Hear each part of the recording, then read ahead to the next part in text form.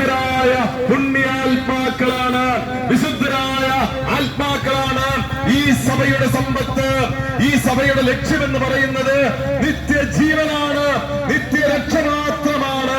മറ്റൊന്നും സഭയുടെ ലക്ഷ്യമല്ല. യേശുവിന്റെ ലക്ഷ്യമാണത്. യേശുവിന്റെ സജീവ സാന്നിധ്യം നിറഞ്ഞു നിൽക്കുന്ന ഈ പരിശുദ്ധ സഭയില് ദൈവത്തിന്റെ അനന്തമായ കരുണ നമുക്ക് വിശ്വസിക്കാം, ഏറ്റെടുക്കാം. അതേ സഹോദരങ്ങളെ, ദൈവത്തിന് നമ്മളോടുള്ള വലിയ കരുണയാണിത്, അളവില്ലാത്ത സ്നേഹമാണിത്. ഇത് സകല മനുഷ്യർക്കുമുള്ളതാണ്. നീ എത്ര വലിയവനോ, എത്ര ചെറിയവനോ, എത്ര ഉന്നതനോ, ആര് തന്നെയായാലും, നീ ഏത് മതത്തിലോ വർഗത്തിലോ വർണ്ണത്തിലോ പെട്ടവനായാലും യേശു നിന്നെ സ്നേഹിക്കുന്നു. നിനക്കുള്ള ഏക രക്ഷകനാണ് ഈശോ. കാരണം നിന്റെ പാപങ്ങളിൽ നിന്ന്, അടിമത്തങ്ങളിൽ നിന്ന്, അന്ധകാരത്തിൽ നിന്ന് നിന്നെ രക്ഷിക്കാൻ വേണ്ടി സ്വർഗത്തിൽ നിറങ്ങി വന്ന ഒരേ ഒരു ദൈവം, അത് യേശു ക്രിസ്തു മാത്രമാണ്.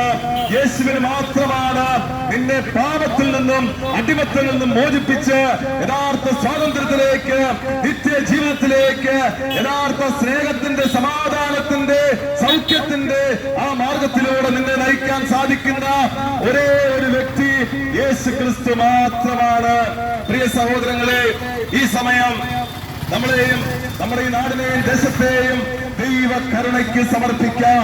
നമ്മുടെ കുടുംബങ്ങള്, നമ്മുടെ മക്കള്, നമ്മുടെ മാതാപിതാക്കള്, സഹോദരങ്ങള് നമുക്ക് സമർപ്പിക്കാം. നമ്മുടെ വ്യാപാര മേഖലകള്, തൊഴിലിടങ്ങള്, കൃഷിയിടങ്ങള്, നമ്മുടെ സമസ്ത മേഖലകളെയും ദൈവ കരുണയിലേക്ക് സമർപ്പിക്കാം. രോഗാവസ്ഥയിലുള്ളവര്, കടഭാരത്താൽ വലയുന്നവര്, ദുഃഖത്തിലും നിരാശയിലും തകർച്ചയിലുമായിരിക്കുന്നവര്, പ്രതീക്ഷയറ്റവര്, നീ എത്ര വലിയ പ്രതിസന്ധിയുള്ള വ്യക്തിയാണെങ്കിലും നീ ഭയപ്പെടേണ്ട. ഈ നിമിഷം നമുക്ക് പ്രാർത്ഥിക്കാം, ദൈവ കരുണയിലേക്ക് സമർപ്പിക്കാം. സൗഖ്യദായകനായ ഈശോ, രക്ഷകനായ ഈശോ, സമാധാന രാജാവായ ഈശോ, എല്ലാവർക്കും രക്ഷകനായി, എല്ലാവർക്കും സ്നേഹമായി മാറിയ ഈശോ നമ്മളോടൊപ്പമുണ്ട്. ഈശോ നിന്നെ സുഖപ്പെടുത്തും. ഈശോ നിനക്ക് സമാധാനം നൽകും. ഈശോ നിന്നെ കൈപിടിച്ച് നടത്തും.